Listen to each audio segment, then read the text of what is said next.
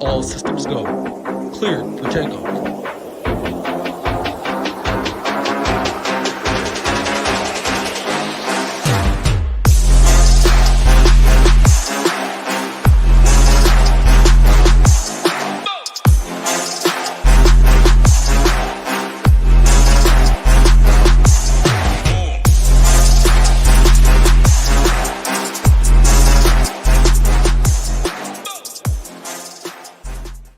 What's up, everyone? Tyler Tamboline here, aka ToeTagginTambo, back for another edition of the First Look Show. This week here on the SHIPIT Nation YouTube station, the collaboration with my man Degenerate75. Excited to be back with you, my friend. But we're going to talk all things coming up here. But last week, I got to get your thoughts. It's been going around on Twitter. They got to know. The people need to know. Were you what side did you end up on in the end of the A-Chan phenomenon that everyone's talking about here? Miami at home is just an unbelievable animal, and I said, fuck it. I'm gonna play a Chan. I'm gonna play Hill, and I'm just gonna be overweight. I normally shit on guys who only get it done through efficiency. That's just not my style. But Miami, specifically when they're at home, just seems like an unstoppable beast, and I just was like, he'll get there. Him and Hill, and I was right about that. Yeah, interestingly enough, I think I found this on Sunday morning. Talked about it on the show we do on the Mayo Media Network. There, it was the same price exactly for A-Chan and Tyreek Hill in your lineups as Pacheco and Justin Jefferson. We'll talk on Justin Jefferson here in a minute. Obviously went to the IR this morning. That's news for Minnesota. We'll talk on that game at some point. They're playing against Chicago this week in Chicago. But just to note, that was the exact same price. So there was like different lineups where I literally just was bringing this one back in and flipping it. It was like, if I'm going against the Miami game, I don't need him. If I'm playing the Miami game, I'm fine with them. I know some people moved all their shares to Mostert. I know, someone made fun of it. I thought this was the best one. Was like, if you can't figure it out after the post-lock sims come out, then there's nothing to worry about pre-lock sims killing the edge in DFS. But it was pretty funny that people were going back and forth on this forever. And in the end, some people just played the field. Some played way overweight. Some didn't play at all. Obviously, the efficiency was a factor, but then some talked about the speed, the opportunity, the points that he'd been putting up, the projection that was on him. So was there any other takeaways from you last week that you had? I mean, we saw some of the winning lineups on Monday. We reviewed them, but anything you saw that you wanted to talk about from last week on the review portion? I don't know about you, but like I've went back and I've looked at like the weeks at NFL where I've been successful and the weeks where I'm not. And when the winning scores are like 250 or 280 or 300, when you have these crazy scoring weeks, a lot like we just had this last week, I just don't perform as well those weeks. The weeks where I tend to kill it and have my biggest weeks are when the winning scores are like 180 to 200 range, right? And so when like there's runaway scoring, it just seems like my week's over. I can never find 9 guys who go nuclear. So that was my biggest takeaway. Once I saw scoring just take off in the afternoon, I was like, well, I guess I can go hit some golf balls. Yeah. I was going to say, probably correlates with your golf conversation. Obviously, when you do the golf stream, talk with the donkey chalk. Yep. That does suck, though. It is one of those things. If you play pretty contrarian, both of us typically do, it's like even when you have these weeks, when the chalk hits like that, it's 250 to 300 that you need, you can have amazing lineups at 220 with completely contrarian stacks, and it's still not worth anything. But on the other weeks where that would pay off huge, it's just kind of frustrating from that perspective. Going to say some shout outs to the chat first. Shout out to our guy Tweezy. Sean Sullivan is here. Nick says Uncle Tambo and Degen. I love that call. B-Max in the building. Yo. Ilney fan is here. A bunch of Drea, our girls with us. So lots of good people in the chat. And she says, Degen, you are too funny, by the way. And shout out to my guy Degen. He came through last night, covered the Fantasy Golf Degenerates podcast for me. So thank you very much for that. Yeah, being on with Kenny was awesome. Like him and Pat Mayo were always my 2 bucket lists to be on a show with. I've just enjoyed their content literally for like 7 or 8 years, so to be on there was good. Now that I have those both done, as I told Kenny, I am expecting to die anytime soon. And Drea, thank you for saying I'm funny. You have great hair, and that's not a joke. That's sincere. I like that. I guess I wasn't on any list, but we do shows together now anyway. So I'm happy to be here with you, my friend. I gotta say that. But we're excited for this one. This is going to be a big week ahead. We got 11 games. It's the last of the London stretch. We're not going to talk about that one, but it's Baltimore, Tennessee. Jacksonville finally goes home after 2 weeks there. So some big upsets and some big wins. Jacksonville getting the job done there. But just going back to it, I don't have anything else from last week. I was going to say one more thing. I can't remember what it was, but injuries. Justin Jefferson to talk about today. Jefferson news came out. What's your thoughts on that? Because I know we'll get to that game later, but I was reading about it before the show, and the talks are like already like wild. Like I think it's Cousins last year, so like we could trade him we could not bring Jefferson back and rush him, like don't rush him back, and then tank and get some pieces for Cousins or whatever they end up doing, or things that they can get rid of him or let him go, and then get some action in there. What's your thoughts on what the Minnesota Vikings end up doing here?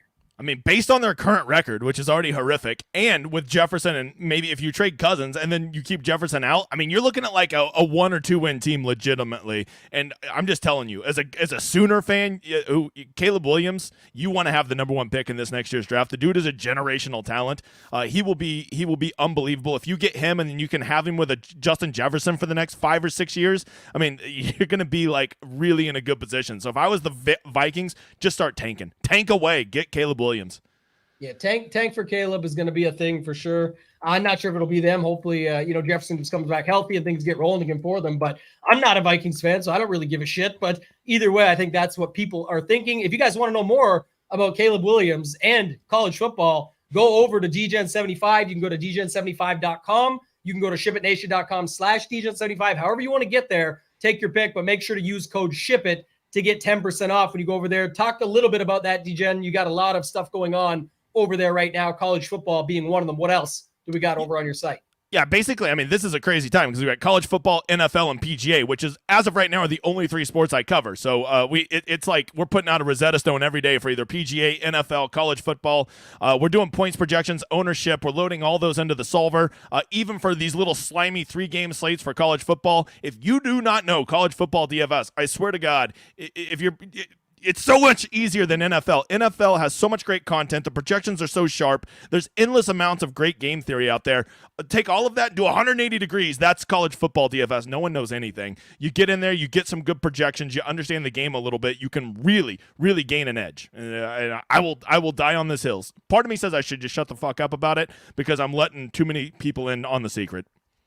Yeah, I'm going to pull this up real quick here just so we can see it because I've been doing this on these shows for a little while. I'll get my overlay set up here and zoom it in, but you guys can go over and see the site. It's pretty simple, just dgen75.com. He's got a great little slide-in effect. I hope you like that slide, the little welcome to the Showdown Hoedown. They got a ton of good stuff. Golf is back, Showdown heavy. We've got it over on our page now that you can sign up again using that code SHIPIT to get the 10% off. But the biggest thing, no one really does Showdown projections, ownership well, or at all in some cases. And I know, James, you got the best stuff. So that's why we recommend that. We've got some other stuff on our site there. You talked about your college football stuff. Obviously, the Rosetta Stone, your tool that you have, the best tool out there to be able to break it all down and go game by game and all of those factors. But any of the plans, when you sign up, you just select, go down, enter your discount code, type in SHIPIT, and you can get in on the action, support James and his team and everything that's got going on over there. But it drops you down in price there. And then I want to jump over to our site quick too, because this is the nice complimentary piece. You saw how cheap it was to go over there, but the key is NHL starts today. And I don't know if people follow this enough or a lot, but we have really good projections. This is something James doesn't have, so you can check this out over on our site. But just to break it down quickly for you, go through them. We've got the projections with ownership for both DraftKings and FanDuel. I'm not going to give away the full core report, but we have the core report.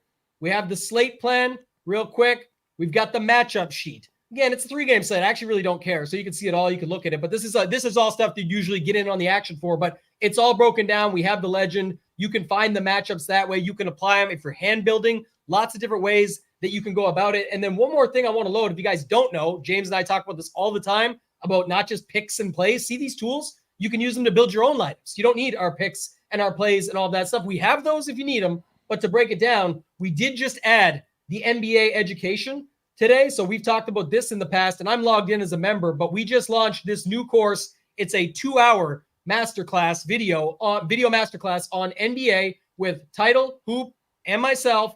And it's all broken down here. All members get this for free. You can use promo code DGen75 to get 10% off. This is part of signing up. You get this. We break down the process, every single thing, bankroll, contest selection, roster construction, my new line. You don't set the roster in NBA. The roster sets you. All those late news and injuries, you don't even get to pick your own lineup. It picks it for you. I break down my live finals from last season where I ended up winning over $150K in those live finals. But just like I showed you on James's site, and then we'll get back to these games and go game by game. You just go to Join the Nation, pick your plan. I recommend at least the monthly so that you can get into the Discord. Down here, DGen75. Lock it in. It'll get you locked in. It's not for 1 month. It's nothing like that. You'll get the code. You'll get locked in. be good to go. Other than that, nothing else to add. Anything you wanted to talk about more on your side, James, before we hop into these games? I'll just say that I know 3 pros, and I always ask them, who is what is the easiest DFS sport? Like, what is the one where you can consistently win at every year? And they always say NHL. Now, I refuse to learn NHL because I just don't give a shit about it, but that is what 3 pros have always told me. So I would say that, like, if you're ever going to learn a new sport or want to play a sport where there is clearly an edge, check out NHL, and I will trust my dude Tambo and SHIPIT to have good projections, because to try to compete in these sports without good projections, it's a fool's errand.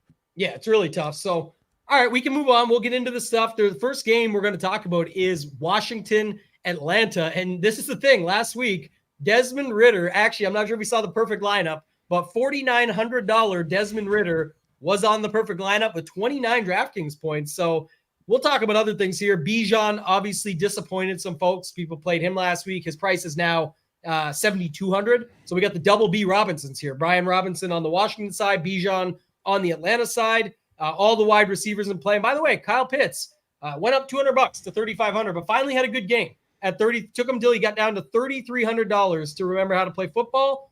15.7 DraftKings points at 3,300. Thoughts on this game here?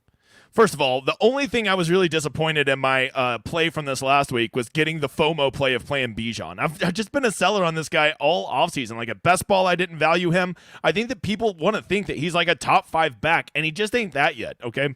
I will die on this hill, although I will say the flop lag this week does have me interested in him. As far as Kyle Pitts goes, yeah, he had a solid game, but I watched the game. The dude still kind of sucks. I saw him have 2 drops. Like, he could have had a monster game, and, like, even when he does good, he still steps on his own dick. So this just doesn't strike me as a great scoring environment game, but at the same time, this might be a game where I want to go in there and just grab me a little slice of Bijan and take some of that flop lag. Yeah, I don't mind that. The other thing that's crazy is as good as so last week, everyone said Kyle Pitts sucks. Forget this price should be $1,300, we were told, right? Obviously, that's a good, valid point. It was probably true. But, the other thing is Jonnu Smith continues to roll, even with that 6, 8, 6, 7 targets. They're all extremely catchable balls, 4, 5, 6, 6. Like, he's, 6 of 7, 6 of 6, 5 of 8, 4 of 6, all for around 50 yards or more. He's averaging over 50 yards a game, and that's at $3,400. So I don't know. I don't have a bunch of interest in this game, but if I was doing like a one-off or a mini stack, I could see it in this one because it's in Atlanta. Atlanta can get ran over, things like that. So I think there's definitely options here, but not a game that I'm super high on. If nothing else there, we can go to this next one is Indy, Jacksonville. And you guys can throw your questions in throughout. I'll obviously take them between, but I just, as you throw them out. But for now, let's keep talking about these games. Indy, Jacksonville, next one up, 46.5 point total. This will be a game I would absolutely love if my boy AR-15 wasn't dead from with his shoulder, right? These are 2 offenses that can be sneaky explosive. But now with Minshew in there, I just feel like that kills a lot of the upside of Indianapolis. And I'm always a little leery of Jacksonville coming back after 2 weeks over in England, right? Now they're going to be coming back and having like tea and crumpets and fucking fish and chips and shit. And maybe they're just not going to be themselves. So as much as I would have loved this game, I feel like Minshew being in there really like nerfs my interest in this game. Yeah, I forgot to mention that off top too. And our girl Dre is in the chat. Minshew madness, yeah, that's always a thing. And he's at 5,000. I'm trying to think like the last time, but I wonder the last time I remember using him, he just peppered. It is a revenge game too. Good call, our guy Go Collect. It is a revenge game, but I remember he peppered up Goddard the last game I saw him play big time with Philly, and so maybe the tight ends, maybe Granson, but there's just so many guys on that Indy side. Ingram is 4,500. So you can see there. I know ETN had a big game last week. He also went up to 7,100. So again, he wasn't on the main slate last week, but 26 for 136 on the ground with 2 touchdowns. And then he was 4 for 5 catches on targets for 48 yards through the air. Anything there at the running back position? The obvious thing was JT came back, but Moss had himself a day, even after the paycheck goes to Jonathan Taylor. That was good. The Moss thing. Didn't see that one coming. The 0.6% of people that played him in the Millionaire Maker, Yeah. Your vision, Nostradamus. We got true visionaries playing. Travis Etienne, look, I'm always a little reluctant to chase a big week from a guy like that, but this does strike me as a game environment where Jacksonville could be playing from ahead and seems to have really given him the backfield to himself. The Tank Bigsby thing seems to have really been a little bit of smoke and mirrors. If Etienne's going to get 20 plus touches in a game environment where they're going to be ahead playing at home, I at least got to consider it. It's not like a slam dunk for me right now, though. My hardest thing is I actually like the first point you made when we first started talking about this game about Jacksonville coming back. Like they're 4-point favorites at home, and I get why, and it's Minshew and all these things, but I could see that happening where Indy somehow stays in the game, and then it does add a little bit of value to these other spots. I don't think Moss will be chalk. No, I mean 6,200 makes no sense. I think what everybody realized after the fact is it made sense from the argument was like, well, why'd they even pay JT that if that guy can just do that? I get it. But also JT hadn't been playing for 4 weeks. So they're not going to, maybe they are just going to ease him back in and see what happens. But now they owe him a lot of money. So they probably just don't want to jam him the very first second he gets out there. They want to see how that looks. And I did miss this one. I like this call in the first game. Logan Thomas against Atlanta. Howell was just peppering him last week. And I know it was for the matchup, but guess what? It's the matchup again. This is a good spot going up against Atlanta. And someone just asked about Josh Downs. I've been on this guy all season.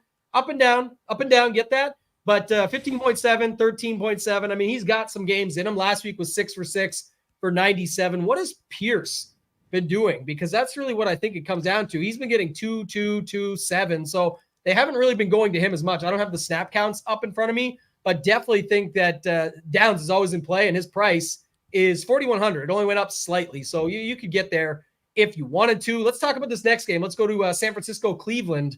And we talked about this one pre-show, a couple things. First off, the lines moved some. I think it started at 3.5, maybe 4. And people were saying, what? How? But Cleveland is a tough place to go in and play the dog pound. And then why is the total only 39 when San Francisco puts up 30 plus themselves every single game? So what's going on here, man? Let's talk about this game.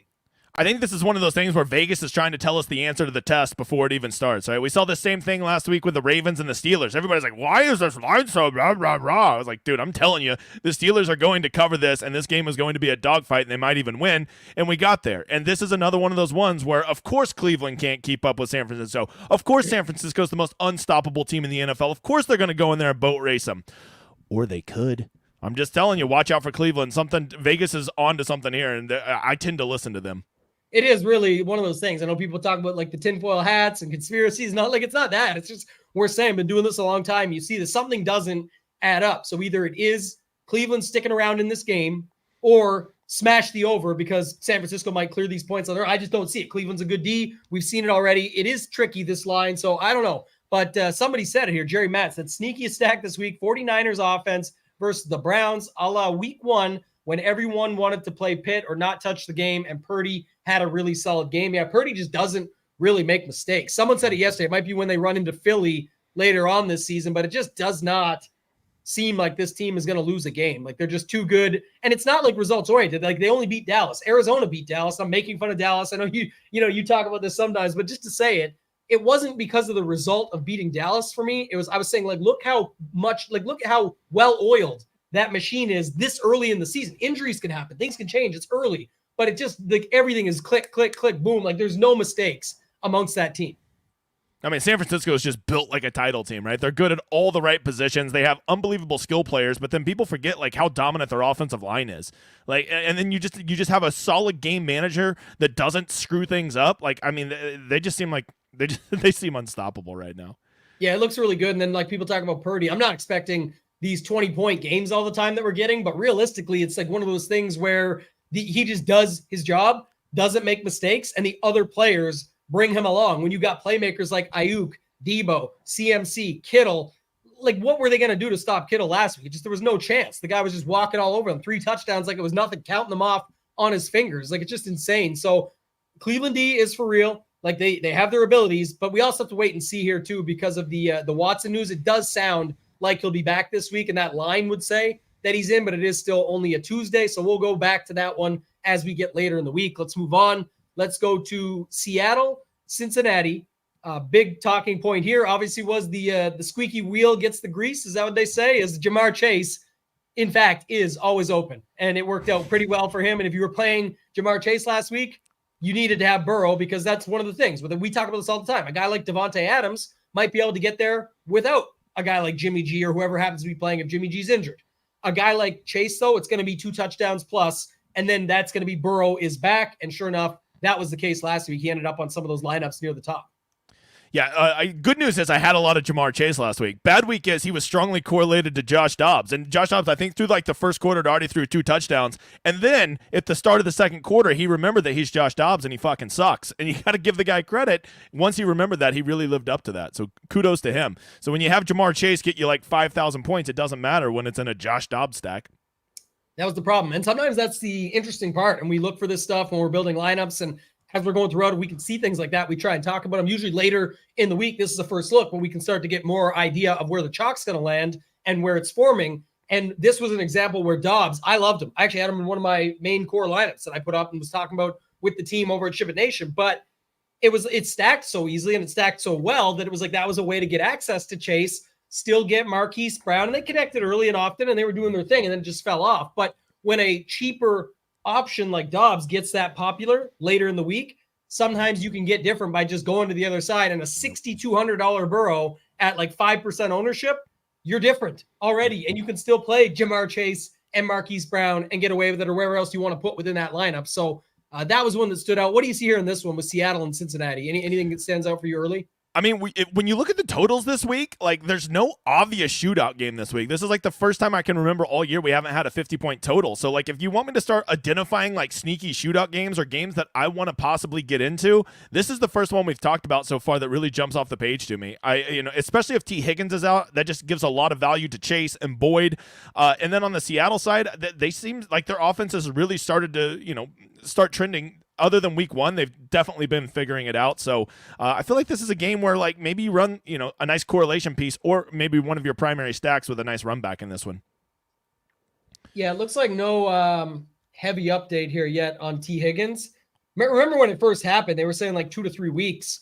And then all of a sudden it was like last week, they're like, oh, but he might even play this week. So it's like, I don't know. It's hard to gauge and see, but that was the thing. That makes it completely stackable. And that was the other thing about last week. Not only was it like the squeaky wheel thing with Chase, but it was also that you could just stack it up with one less guy, a big dog in there with no Higgins. So someone mentioned JSN in the chat on the Seattle side. He got 6 targets last week. Didn't do anything really with them, but the problem with him is his targets are all like right at the line of scrimmage. Like he's getting no depth of targets, and like he's a dude that can extend the field. He was a great down the seam kind of player from the slot at Ohio State, and like now they just like throw little 2-yard outs to him or little bubble screens, and he just never gets a chance at big plays.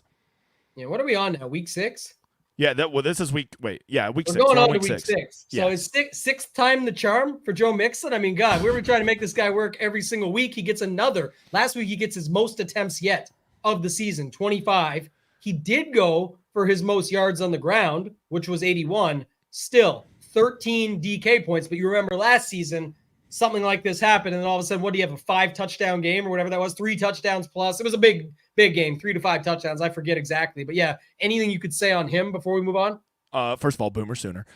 Joe Mixon, here's the one thing I would say about him. It is so tilting how much that motherfather gets stuffed at the 1-yard line. Like he should have had 25 points last week, but every time he's at the 1, he's like, nope, I do not have a nose for the end zone. I must be tackled at the 1 every time. It is so tilting. Yeah, it's always the same thing with him, but you're playing based on volume. If you look at the price, it's 6,300. I think what keeps happening though too is somehow, and we talk about this every week, these games with Cincinnati, and last week it kind of worked out. You needed that game with Cincy and Arizona. We were on the Dobbs side more, ended up being the Burrow side. I liked them some too, but just to say it, this is like the Cincinnati game always ends up as like the sneaky game that's not sneaky. So people just get onto it. And if Higgins is out again, same thing. It's just a game theory play. Is now do people chase Burrow? Get that? Chase Burrow? Do they go back to it well and chase him based on the points from last week? He only went up $100, and then it ends up being the Mixon game. So I do look at stuff like that, and I don't care about matchups and all that stuff when I'm doing that. All I care about is what is the field doing. So that will be something I'll be keeping an eye on throughout the week just to see if we could end up over on that side. If Higgins is out, people are definitely not going to avoid this game. I just want to try to outpun you. That was all that was. Beetlebane's on that Paw Patrol. You think I don't know? That's my kiddos, man. They watch that show. Chase is on the case We already know about that one. Kamara is in the next game. It was Kenneth Walker. Was there some news on Kenneth Walker? Or am I forgetting something with him? What did Kenneth Walker do last week? He did, it shows here, he had 13.9 DraftKings points. Who was the other? There's another running back. I'll find it after. It wasn't this. But anyway, Kenneth Walker on the opposite side of that game. If you want to go there. New Orleans, Houston, 41.5 point total. Kamara was where I was going to start. Get your take on him. And then anybody else in this game that you have interest in or any thoughts on this one. Dude, I just keep convincing myself that Kamara is dust, right? Like I just think he's so bad, but then like he keeps having good outputs, and at some point I got to ask myself, like, am I just being stubborn here? I at 6,800, I'm still just struggling to get there with him, but man, he does seem to offer a relatively nice floor, and most importantly, he's getting some goal line carries, which is kind of a new thing based on his history. And I think I got to fade him one more week, but I got to tell you, if he gets there again one more time, I think it's just me being too damn stubborn. Yeah, and the other thing was, too, like I said this last week, we do this all the time with these guys, and this was definitely one of them, was Kamara. It's like, oh, he's not going to get 14. Remember I said about the Derek Carr thing, how he checks down like Josh Jacobs? Yep. But by Sunday, it was still the same thing. People were starting to say, like, he's not a good player. He didn't get the full, like, you needed Hall, Montgomery. Who were some of the other guys last week? Hall, Montgomery. There was another chalk guy that got a Chan. Yes, of course, yeah. So you had those guys that you could have gotten instead. But I'm just saying, and Kamara could have done more, but this was my example. He didn't get near the 14 targets. He only got 3, but instead he gets 80 yards on the ground and a touchdown on what felt like could have been more. So it's like sometimes you're saying this will never happen again, but then this thing that does happen is still pretty good. So it's like that's where you're kind of looking at it with him. The floor ceiling combination seems to be there. And the guy going back to like Mixon in the previous game, the floor definitely seems to be there. It's all we ever see actually is the floor. We don't get to know he's hiding something upstairs. We're not allowed to see what's up above, but he definitely always has the floor, just never get the ceiling out of him. So that is something to monitor and keep track of. Somebody said in here, BMAC, if Ritter can be optimal versus Houston, so can Carr. Someone will be. I was going to say that about this game, at least. It definitely feels like somebody will be able to get there in this game. I played Dameon Pierce last week. Maybe he was the guy. Did he end up getting injured slightly later in the game or something? He has a Q tag now, so I got to check it out. But I don't know. 5,100 is a pretty nice price tag for a guy that gets that much usage, though. Like he's out there a lot. Yeah. The thing was his usage was up. That's why I liked him. But they got their O-line pieces back last week, and then it still didn't really work out. He still had 20 attempts, 66 yards on the ground. I mean, the O-line is still not great either way, but at 5,100, at least moderate interest early in the week. I think people would much rather go to the Houston pass catchers, and we'll see how injuries and things like that shake out. The chat mentioned Olave. Olave's at 6,600. We'll see how that one continues to roll. But what did he do last week? 5 targets, got in the box. So 9 points with a touchdown. Not the best outcome for Olave. But he only scored 9 points and he had a touchdown? I think if I read that right. Yeah, that's crazy. So probably had like 5 targets, 3 catch. Wait, what do you have? Like 2 catches for 20 yards? 2 catches for 12 yards and a touchdown. Yeah. That's not real good, brother. Not real good. That's right. Anything else on that one? If not, you could take us into this one, which I think there'll be a lot of interest here. News on this game was what I was thinking about is Achane, obviously banged up, got a knee injury now. They're talking about a injury timeout and all this stuff, like what's going to be. But Miami versus Carolina, that opens things up for Mostert at just $6,400. So he's got to be the chalk, right? $6,400 Mostert.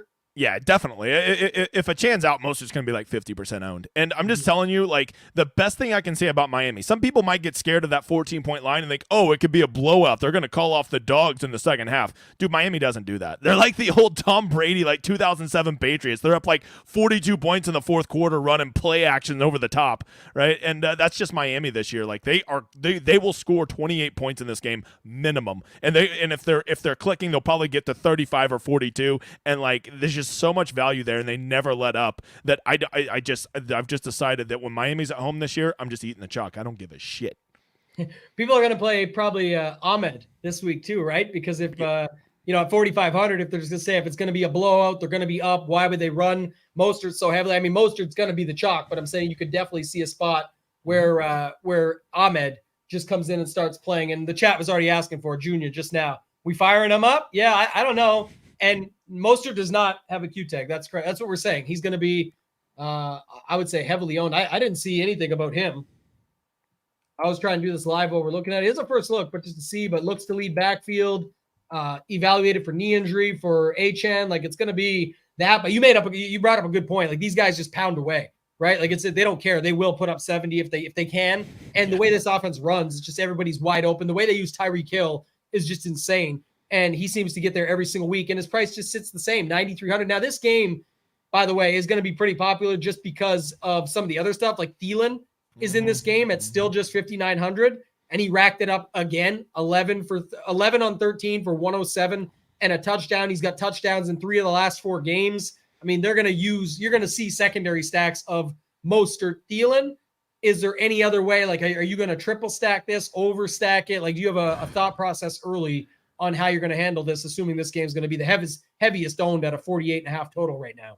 Really, the only thing that's crossing my mind, because there's no way I'm fading this game. I think that Waddle is just a guy that's due for a big game. Like, he's got to find some regression. He's too involved in that powerful offense to have not had that big game yet.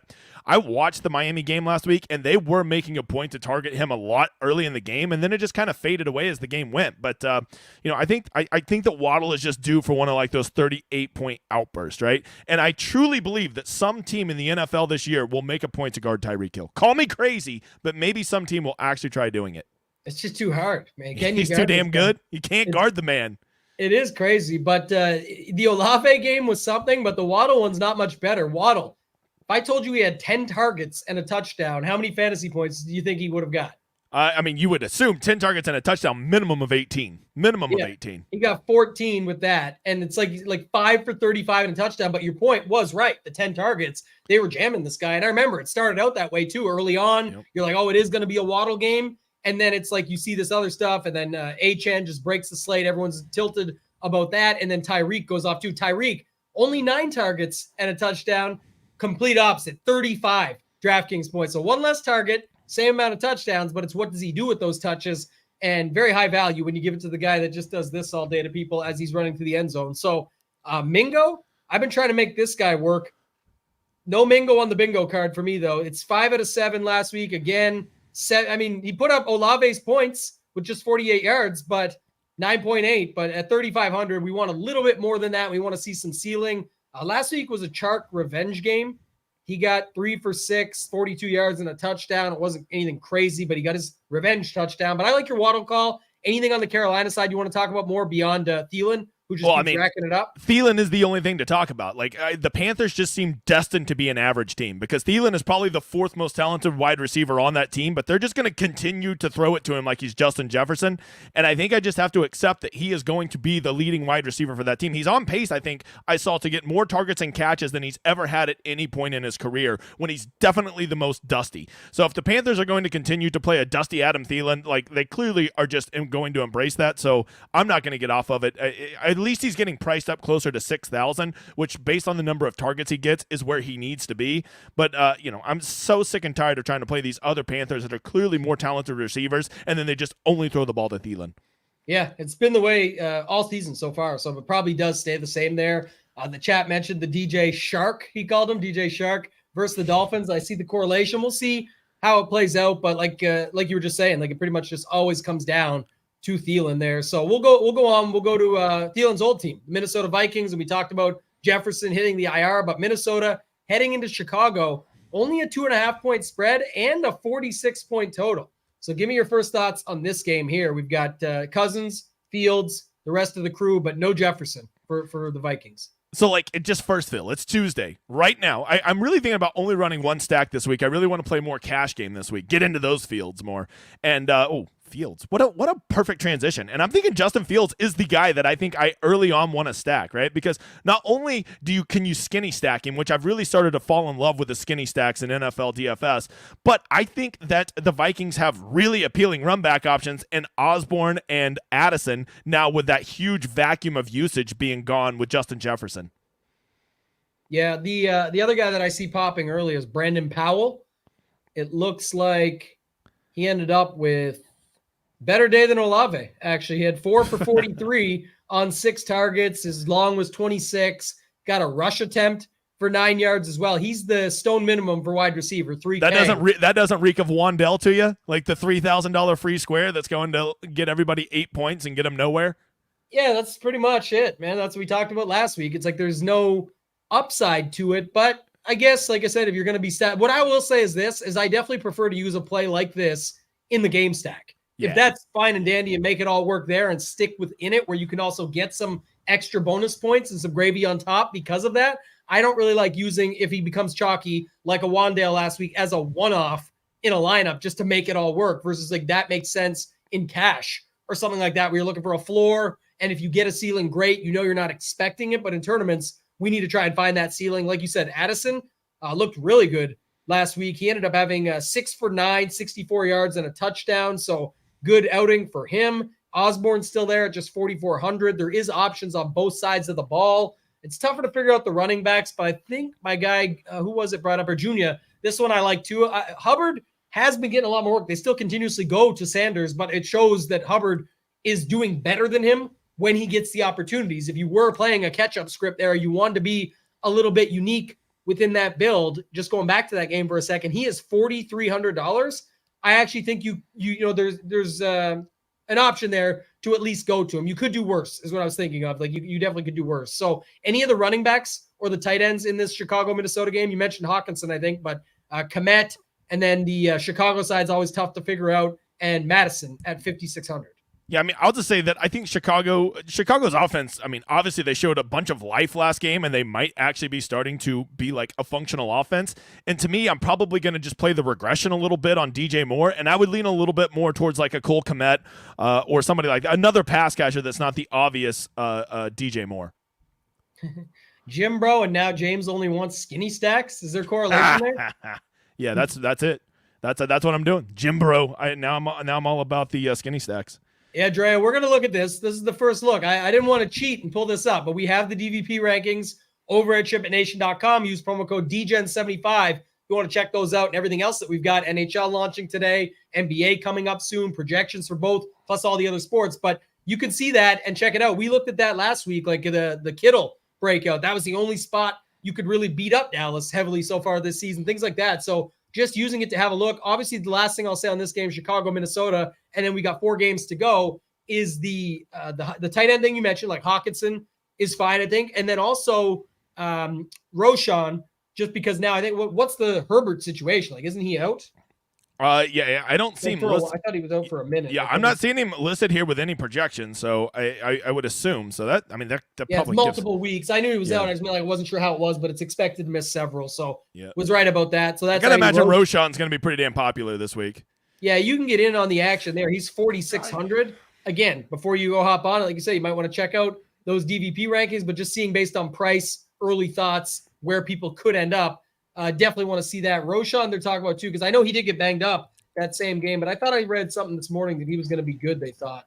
Yeah, I'll say this. An interesting thing about guys like Justin Fields, like there's only so many quarterbacks that I'll do the 1.5 stack with, and a 1.5 stack is just where I go with a true pass catcher, whether that's their wide receiver or their tight end, and then like a running back, right? So like you're not a true double stack, you're 1.5 stacking them, and I think that a Justin Fields, Roshan Johnson, and whatever pass catcher you want to go with could be interesting if you think Chicago's offense is going to continue to be effective.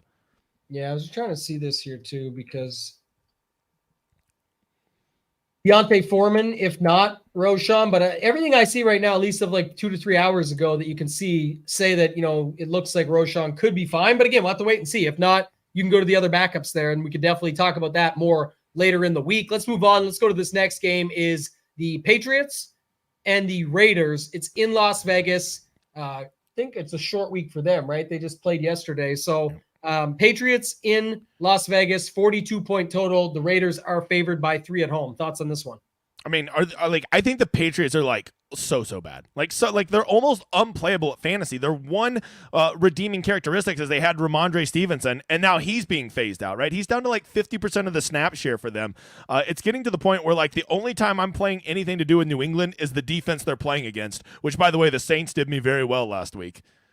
Yeah, that was really good. We both talked about that game. I actually liked the Patriots side too, but I liked it more. But both sides. We said it's got to be someone in that game that the defense comes through, and it ended up being the Saints in a big way. So definitely thought of that. And these moves, like, yeah, I remember seeing this one too. They signed the old Titans running back, Darrington Evans. That, again, there's a lot to correlate there with the Herbert stuff and then the just in case stuff on the other side. We're saying if Roshan is healthy, though, that's the obvious point where even regardless of matchup, people just look based on a $4,600 price tag. If not, like we said, I think the first place people will be Foreman, who's right underneath him at 4,400. So we'll wait and see what happens there with the news. It's early in the week. But going back to this one, don't think I have a ton here. I mean, Mac Jones has been throwing around a ton. You talked about that. Vegas is 3,900 though for the defense there, so I can't see that getting too popular. Yeah, Henry, no thanks. what did we see last night? Just trying to think back to the game last night. We saw I like Watson. Yeah, well, so if we're talking about the Raiders, what really stands out to me is like Jimmy Garoppolo has a love affair with Jacoby Myers. Like if you just watch the games, you would think Jacoby Myers is the number one wide receiver for the Raiders, and like Devontae Adams is this young upstart that is working his way in. You would not know that Devontae Adams is a top 5 wide receiver in the NFL based on the amount of usage that Jimmy Garoppolo gives him. Someone just said, it just popped up on my phone too. Van Jefferson to the Falcons. Oh, wow. Good on them for, I don't even know what they'll get. It says late round swap of draft picks. Like, who gives a shit? But the point is, 6th and 7th rounders, who cares? Yeah. But the main thing is, and there might be more to that actually, but the main thing is, like, once you have Kupp, Nakua, other guys are like Atwell's been doing just fine in his own right. So, I mean, that to me, who cares? Like, just move them, get moved on from that situation. That's fine. Try and free up something else. Myers, fine. I was just looking at his price. 5,800. So Myers looks pretty interesting. He was crushing it last night there too. Speaking of the Rams, going to that next game, Arizona in LA. This is another one though. We got the 48-point total. We got the Rams favored by 6.5. We got a very stackable setup here with a $5,200 Dobbs and a $6,100 Stafford. Kupp is up to 9K. Nakua went up to 8,000. Very tough. I mean, I don't see a world playing both of those guys together. But give me your thoughts on this game. This definitely looks appetizing, and it's the best game by far. There's only 4 games in the afternoon. Totals are 42, 43.5, 42, and then this one's sitting there at 48. This will be the game people are definitely going to want to stack the most. It just, Arizona is just a sieve on defense. It's so easy to score on them. And the Rams actually looked really good last week. Kupp came back and looked unbelievable. I believe he had 47 targets just on the first drive. Here's what I'll say about this. Kudos to DraftKings for making the Rams not just like the most obviously stackable team. You now have Stafford up over 6,000, which no longer just makes him like that super cheap guy to put in there. And then double stacking him becomes almost impossible if you want to stack him with Kupp and Puka Nakua. You basically need them to score 35 points and him to throw 5 touchdowns to pay off all of that. And then Karen Williams at 6,500 is also not super cheap. Tutu Atwell, if he were 3,500, he would be easy to stack in this game, but at 5,100, he's not. So you can go attack this game, and I think people certainly will, but I think that what you're going to see is people go back to Dobbs, try to get the cheap stack with Marquise Brown, and then run it back with a Kupp or a Nakua or something like that. And, that seemed like it worked out okay last week with the Bengals and the Cardinals, but it didn't. Trust me, I ran that. Yeah, what about Imari DiMercato? This guy came in last week, 4.5 yards per carry. Got 3 targets on top of it. Obviously, James Conner out. That's the guy I was thinking of earlier when I looked up Kenneth Walker. And I was saying, didn't somebody else go out, another big running back name? And it was Achane, which we already knew about. But then I thought of James Conner to miss multiple weeks. So DiMercato is who everyone's talking about here. He's 4,900 in this what should be popular game stack, popular secondary stacks. All of these things allows you to fit like a Nakua or a Kupp on the other side or something like you want to go to there. So thoughts on him in this game as well? Pretty sure he's a rookie out of TCU, if I remember right. I think he was Kendre Miller's backup last year. And, he's a solid back, but, I just really worry about the Cardinals being in a favorable enough script to actually get this guy any more than, 12 carries. This just strikes me as a game where he's going to get, 10 carries for 34 yards, 1 catch for 4 yards, and you're going to be like, oh, okay, well, great. He might have got me 2x value, but you're not winning GPPs when a guy in your lineup only returns 2x value. Yeah, Oliver brought it up, so I wanted to bring that in. And you mentioned it. So he's undrafted, ended up transferring to TCU, and then was signed as an undrafted free agent. So just to look him up, I mean, you'll see what he did. But last week was 10 attempts, 45 yards, and a touchdown. He got the 3 targets. Not much else to it, but at 4,900, I definitely think he'll pick up steam as the week goes on. I like what you brought up there. I was going to say something similar, especially with the Stafford pricing, but I mentioned it with Nakua and Kupp instead. But I mean, it's all the prices got moved up a little bit. Higbee's 4,000. Ertz is still 3,600. Let me see what Ertz ended up at last week. He's another guy we keep playing Did he have like literally one catch for a touchdown? That's all I remember. Maybe he got another catch. You're robbing him of a full catch there, man. You can't do that. He needs that second one. So 2 catches for a touchdown, ceiling type day of 9 points. I don't know. The guy, I was making fun of this, but it's like 9, 2, 11, 11, 8. Before that, you think he's this crazy guy. It's like he had a 15 in there one time. If you go way back, it's just like, I don't know. Everyone, he's so safe. He's so safe. It's like, for what? Yeah. Like he just never comes through. So people think he's more than he actually is. Let's talk about Detroit, Tampa Bay. Second last one. If you guys have other questions, start throwing them into the chat now. We're going to answer every single one of them before the top of the hour and we get out of here. But this second last game is Detroit and Tampa, and we've got a 43.5 point total. Detroit is favored on the road by 3 early on.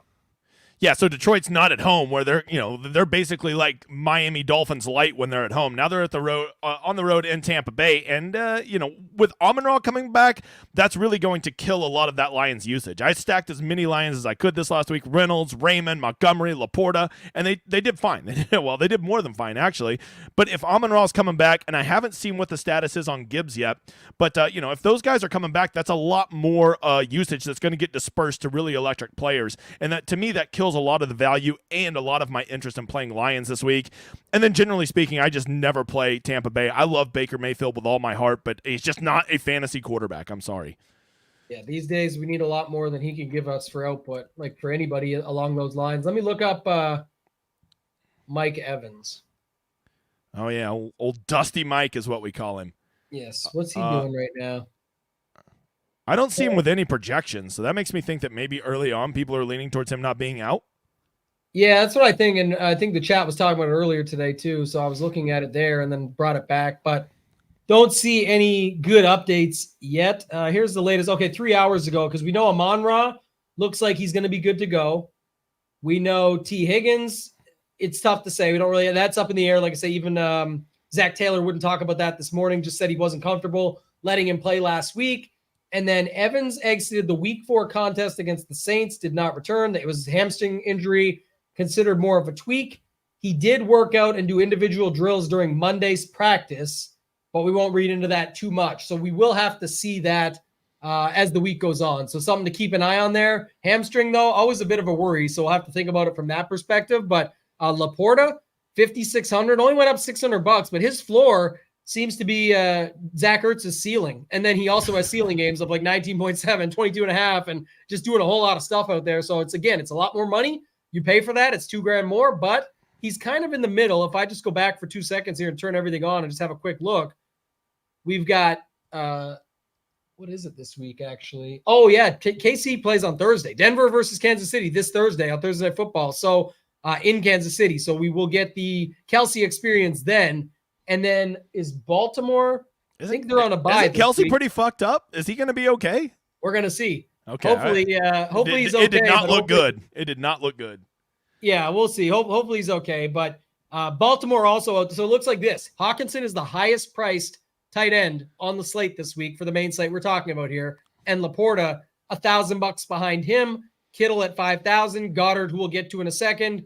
Kmet, Evan Ingram, Henry Higbee down from there. So that's like your $4,000 to $6,600 range. So when I have weeks like this, just to say a strategy piece before we go into this last one and we'll get to these questions and stuff, I'm definitely much more willing just to punt off tight end in some sort of game stack, whatever it is, whether it's a skinny stack, whether it's a one-off within a game, like who knows? Like who's that guy I was going to talk about earlier? I forgot this.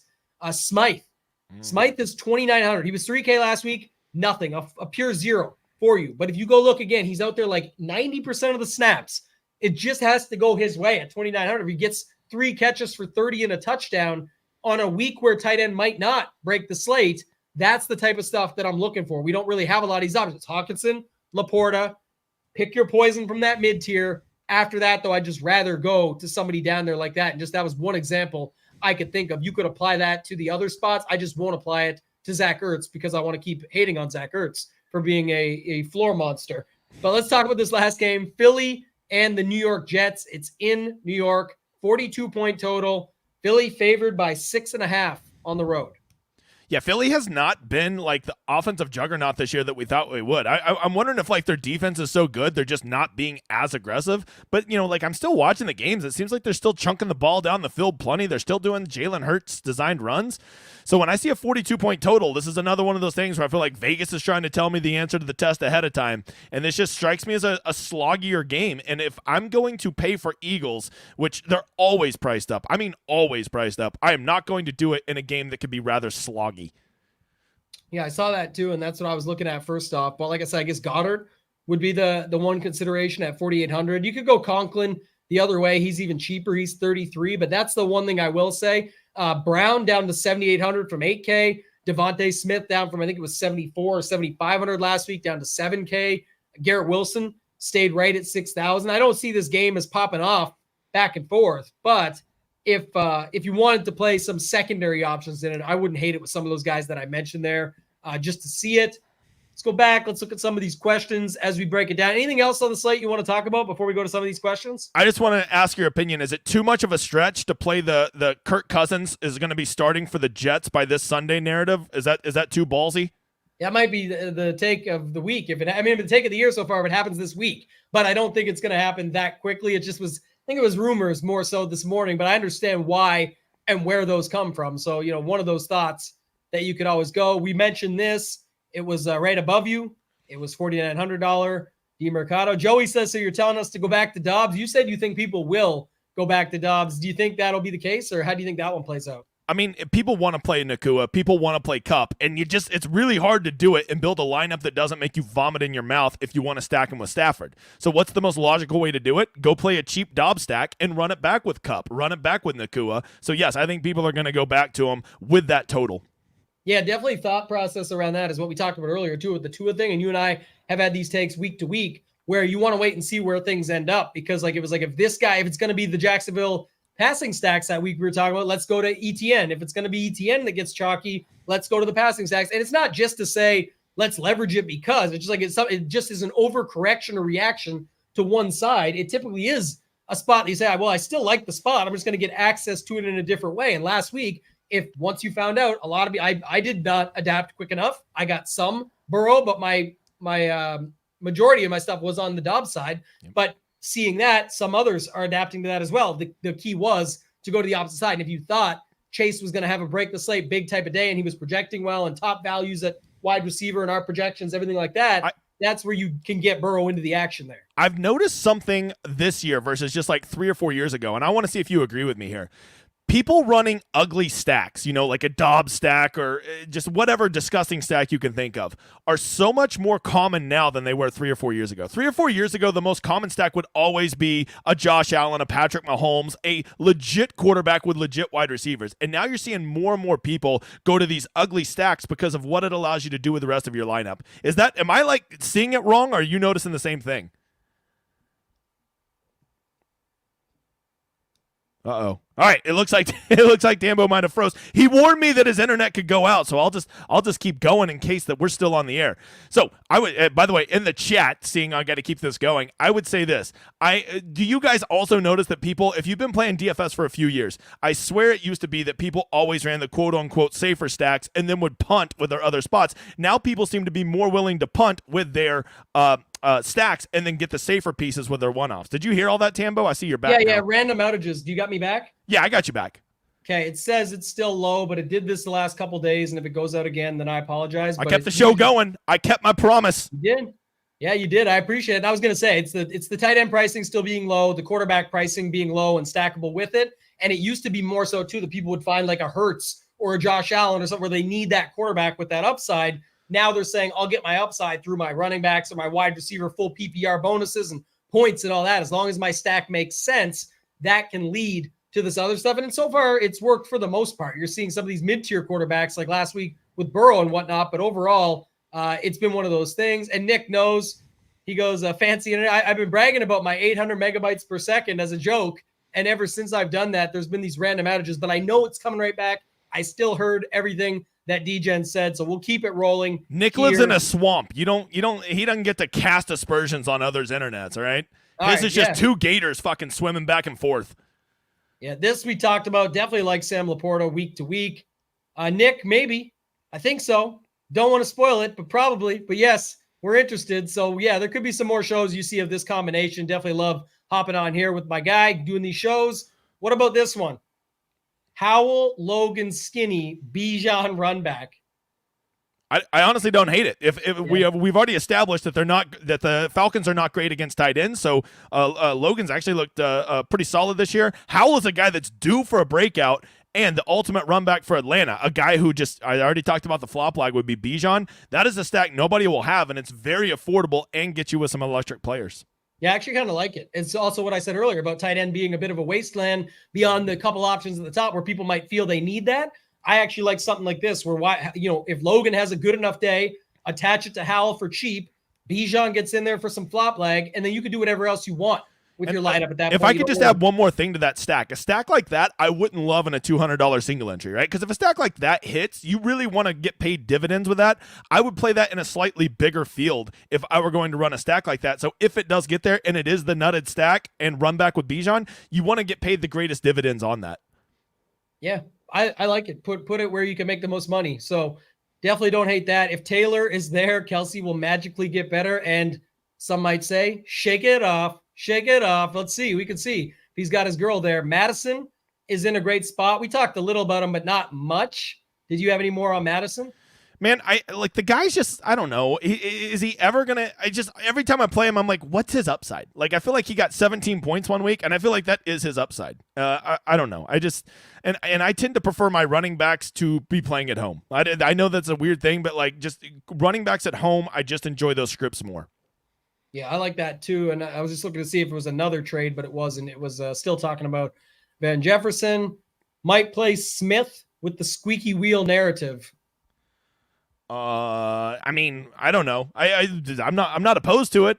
We already saw the squeaky wheel get there with Jamar Chase, but I don't know that those are the same caliber of player in my opinion.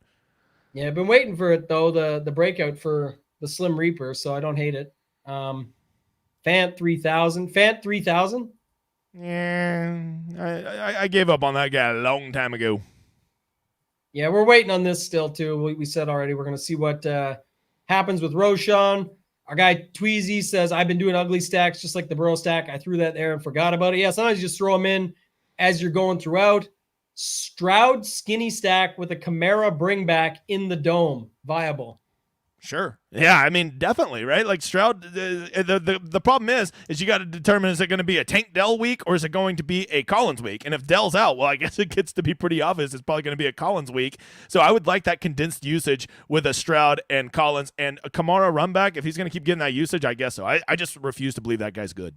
Yeah, I definitely think about the first part, though. Like you said, that's kind of the idea, too. We're looking more for condensed offenses when we can stack them up. And if you get this guy out, and then you can get Stroud with somebody else and feel better about it that way. I have no problem actually with something like that. Like you said, in the dome, maybe that's the one where the 41.5 total bumps up and you see 50 to 60 points or something because it just ends up getting, the game gets sped up early and starts going back and forth. Could definitely see that. And sometimes just building within those games, like the dome games, works out regardless of what the Vegas team total is saying to you up front, like some of the other ones we looked at. Any advice on reserving lineups for NFL? I'll be in Vegas. Nick says, won't be able to do a pool. Do I build a pool then vice versa, or them reserve or vice versa? I would get an idea for how you think about the week.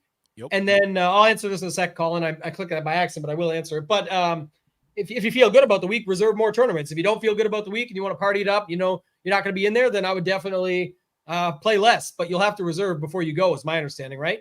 Yeah, and you do have to have them reserved before you go there. You can edit them, but you can't reserve them once you're in the state of Nevada. What I would say also, Nick, is if you know you're going to be wanting to toss $500 down on a bunch of games Sunday morning, you know, to have a good sweat while you're out at the pool, then, you know, maybe play a little less DFS and just make this more of a betting week.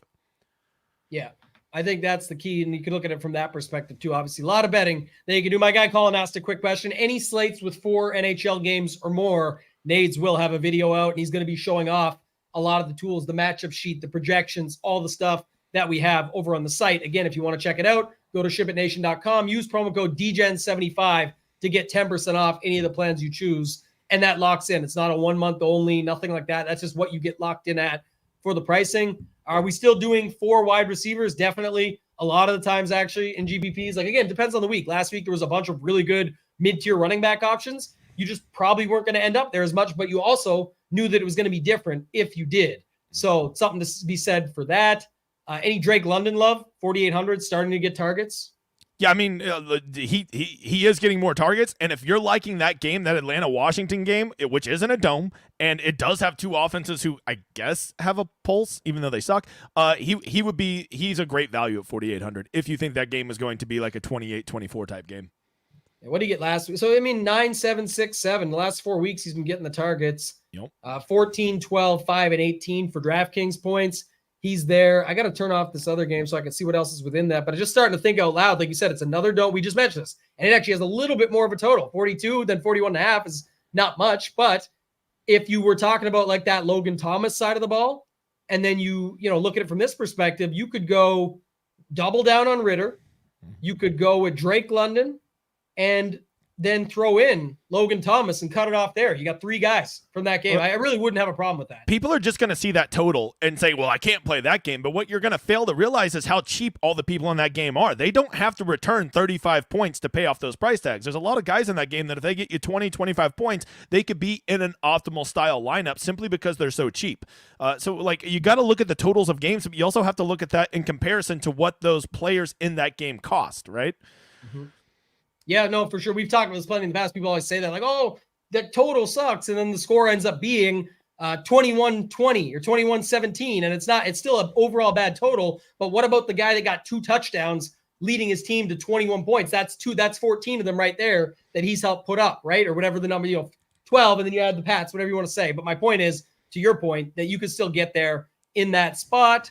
What's the other one I saw? The way to get different, Michael says, the way to get different with the Ram stack is to play Higbee with Kupp and Stafford with no bring back. Yeah, anytime it's no bring back, you definitely don't have to do bring back. So I think I'm glad you brought that up. Kupp gets expensive when you add him into the stack, but I don't hate that you could kind of balance it out with a 4K because you got a $6,100 Stafford, a 9K, do it this way, 9K Kupp, and you go right in the middle there, or right down to, the bottom there with Higbee to balance it all out for an even price stack. I wouldn't hate that, actually. Whether or not you bring it back is up to you, but I think you could definitely still run it back and get somebody on the other side. Carr, Olave, you talked about this already. Early 2 favorite games to target? For me, it's going to be probably the Seattle Cincinnati game. And what was that other one that I was thinking was sneaky that I was trying to talk myself into? Oh, Minnesota and Chicago. Minnesota and Chicago. Yeah, Miami is the other spot that I think we both liked, even though it's going to be chalk. We said that. Dre also says KC Onslaught for Thursday. We'll have that show for you guys, 2 p.m. Eastern on the Mayo Media Network. If you're just joining us or if you forgot, I'll give you a break. I know people forget this, even though it's free and takes 2 seconds. Hit the like button for us on this channel. Subscribe here. When we get to 4,000 subscribers, we're giving away a 6-month membership to the site at shipitnation.com. Addison, we talked about, definitely in play. We talked about Osborne there. We talked about Powell, even if you can rewind back to that game. Stewie, our guy. Shout out to Stewie. Appreciate your support. As always, says, do you think the weather, heat, will affect the Lions this week? I feel like the heat and humidity is undervalued. They're going into Tampa Bay this week. I mean, they're used to playing in the air conditioner, and I imagine it's going to be muggy as shit down there in Tampa Bay. So, I mean, that's always a narrative to hold on to. I would need to see some updated weather.